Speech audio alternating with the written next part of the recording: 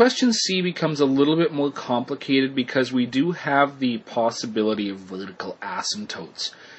If you remember, vertical asymptotes occur when the bottom of a fraction equals 0.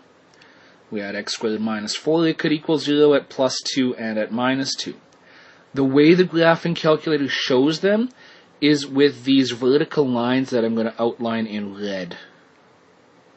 So we have a vertical asymptote here, we have another vertical asymptote here. That does continue going past what the calculator shows. It's just a limitation of the calculator. It has a limited resolution, so it can't quite show the whole asymptote. So with any rational function, with any fraction, you do need to be aware of the asymptotes. We're still going to look at the domain and range in the same way.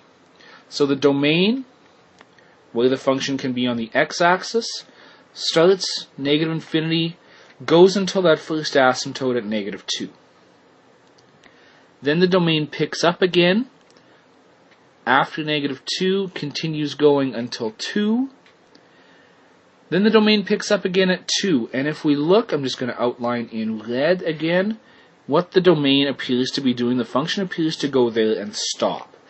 Again, limitation of the calculator. That function does continue going until infinity. The range is a little bit more involved this time. If we take a look at the bottom section of the graph, we have this piece going from negative infinity to 0.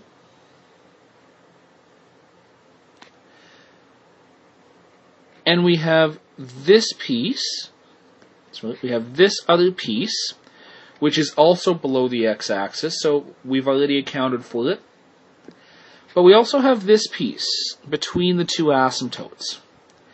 Now that's the way it looks from the calculator, but what it's really doing is it's hugging each asymptote and going up. Again, we need to be careful. We need to look at exactly how low, right here, exactly how low that function does get.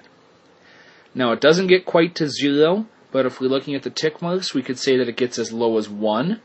So the function, the domain of the function, sorry, the range of the function starts again at 1.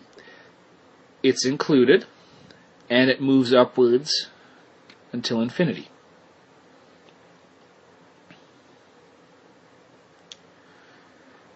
With D, this function is a logarithmic function. It has a clearly defined point right here. Logarithmic functions have vertical asymptotes, if you remember from pre-calc 30. This one, because of the way the calculator is, it defines the point there. The asymptote is right there. So this function has a domain starting at negative 7, but because logarithmic functions have asymptotes, negative 7 isn't included, goes to the right to infinity. And again, this is a limitation of the calculator for what it can display. What the function is really doing is after this point that the calculator defines, it continues down to hug that asymptote. So that's going to help us on the range. Clearly, if we interpret the function this way, the range starts at negative infinity, and if we look as the function climbs, it starts climbing slower and slower, but it does continue to climb. It does in fact continue to climb to infinity.